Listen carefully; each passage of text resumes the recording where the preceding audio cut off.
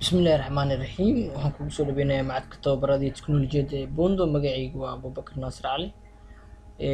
weli waxaa inoo socda koorsadeennii Microsoft Word 2010 waxaan maanta qaadanaynaa cashirkeennii afraad oo aan ku bari doono saving documents ama habka loo save gareynayo documentiga inta badan marka la isticmaalayo save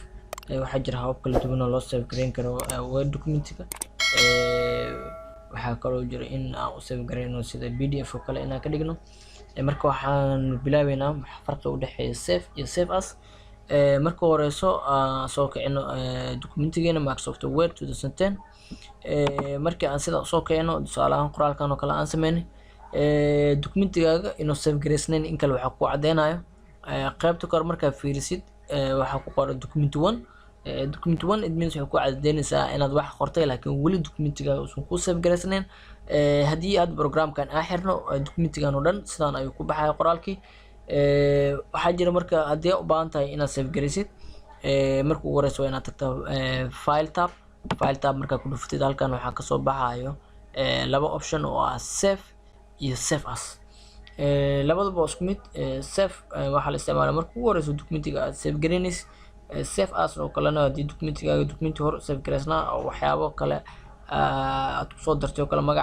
magac kale inaad u bixisid ama meel kale inaad dhigtid u baahan tahay ayaa la isticmaalaa marka anaga hadda documentigeena waa cusub yahay hore ma soo save gareynin qaybta kale marka fiirisid document 1 ku qoran marka waxaan isku daynayaa inaan save gareyno waxaan tagaynaa file tab marka tagno kadib waxaan ku dhufanaynaa save marka ku dhufno kadib waxa ku soo baxaya save as dialog box hore soo sheegnay waxa laba shay ugu muhiimsan kow waxa waaye pathka meesha aan dhigayno documentiga tusaale ahaan waxaan rabaa inaan desktop kale aan ku save gareeyo sidoo kalena waxa waaye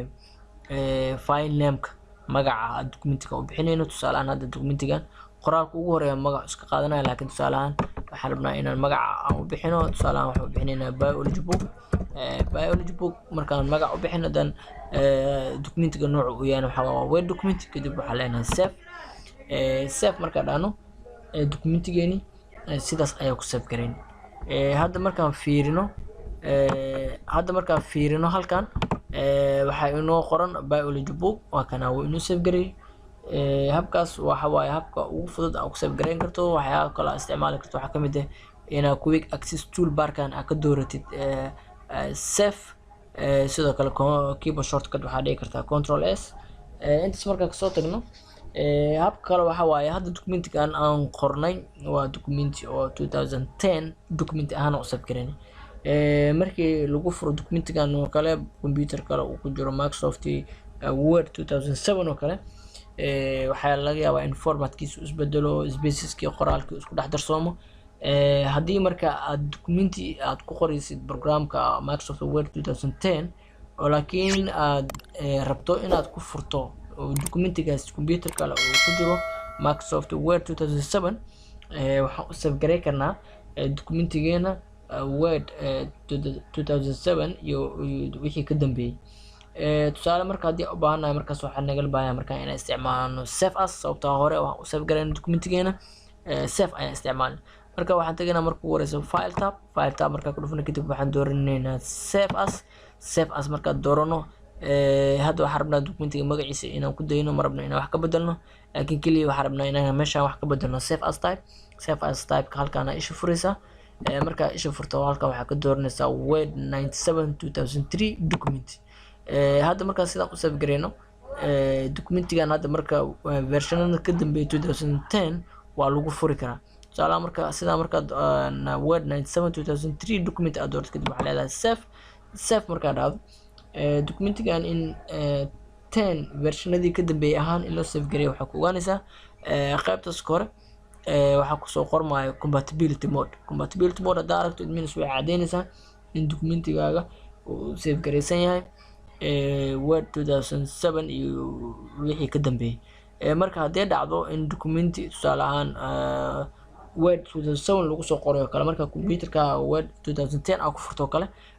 waxa ku ogaanaysaa 7 iyo wixii ka dambeeyay in lagu soo qoray halka waxa kaaga soo bixis compatibility mode it means marka hadda features qaar ayaa disable ka ah ku shaqeynayaan sababta documentiga 7 ahaan u save gareysan marka hadii sidaan kugu dhacdo kale hadda waxaan dib ugu soo celin karnaa 2010 inaan ka dhigno. Marka compatibility mode kan waxaan ku sameynaynaa conversion. Marka ugu horeysa waxaan tagaynaa file tab markaa tagno kadib waa halkaani waxa ku soo baxaya compatibility mode ka marka wuxuu ku cadeynayaa some new features in disabled uu ka yahay. marka haddii problemskas aad rabtid inaad ka hortagto waxaan sameyn karnaa marka inaan meeshaan convert aan dhahno. marka waxaan sameynaynaa buttonkan convert aan ku dhufanaynaa. convert markaa ku dhufana dan documentigaaga formatka u dambeeyay oo 2010 loo bedelayo ayuu leeyahay. kadib waxaa leenahay okay markaa dhahno qaybta kor markaa fiirin hadda compatibility mode ugu baxay documentigeena. marka hadda wuxuu save gareysan yahay Microsoft Word 2010. inta markaa kasoo gudubno sidoo kale Word documentiga waxaan u save gareyn karnaa PDF ahaan. marka PDF waxaa loo soo gaabiyey waa portable document format.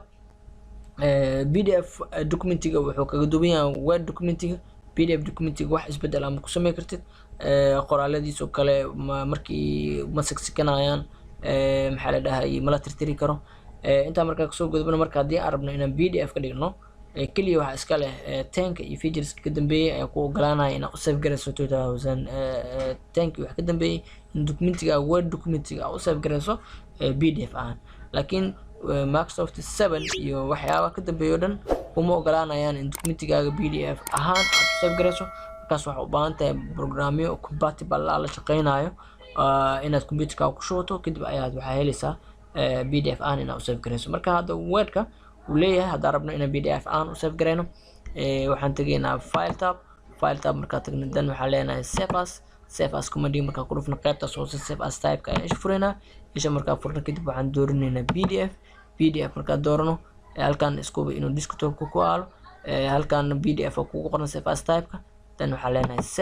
save markaa dhahno automatically documentigeena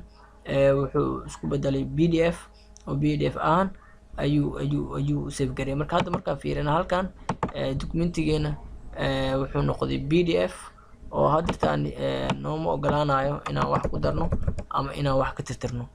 documentigeedan hadda wuxuu isku bedelay waa PDF document ma aha Word document. intaa markaa kasoo gudubno markaa iska xirno qaybta ugu dambeysay cashirkeena afraad. marka waxaan ku qaadanaynaa auto recover wax kale ma aan Microsoft Word 2010 wuxuu ku save gareynayaa marka documentiga aad qoraysid folder ku meel gaar ah haddii lacal aad ilowdid inaad save gareyso kale ama programkaagii uu cilad ku imaado istaago kale waxaa awood u yeelan kartaa documentiga aad qoraysid oo kale inaad dib usoo ceshan karto. laakiin bisharda waa in markii aad documentigaaga qoraysid 10 minutes ugu yaraan uu kacsanaa programkaaga 10 daqiiqo ka yar documentigaaga hadduu san kacsaneen awood mu yeelan karta inaan soo celino. laakiin habka lagu soo celinayo haddaa u baahan tahay in documenti aad save gareynin oo ama computerka uu ka damo ama programka uu ka istaago kale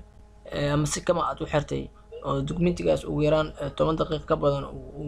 yani aad qoritaanka ahaysid waa soo celi kartaa. marka hore waxaan sameynaynaa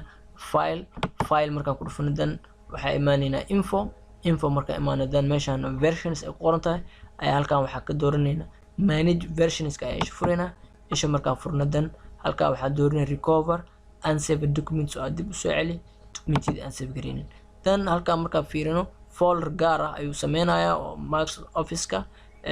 unsaved files ayuu sameynayaa. folderkaas waxaa ku jira documentidii aan save gareynin oo magac aan ku qorin. tusaale ahaan hadda documentigan oo kale hadda chapter 2 inuu qoran yahay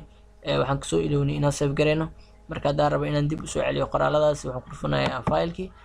markaan ku dhuftay dan halkan waxaa ka doorana open markaan rabo automatically waa kana inta kaliya qoraalaan sameynay documentiga ma aan soo save gareynin. sidoo kale halkan recovered unsaved file ayuu leeyahay oo dib loo soo celiyay filekii aan save gareynin. dan hadda marka haddii aad u baahan tahay inaad save gareyso halkan waxaa ka dooranaysaa save as markaa ka doorto kadib wuxuu ku keenayaa save as dialog box markuu ku keeno kadib waxaa ka dooranaysaa desktop markaa ka doorto. tusaale ahaan hadda waxaa leenahay recovered document oo ah documentigii dib loo soo celiyay oo aan yani save gareynta aan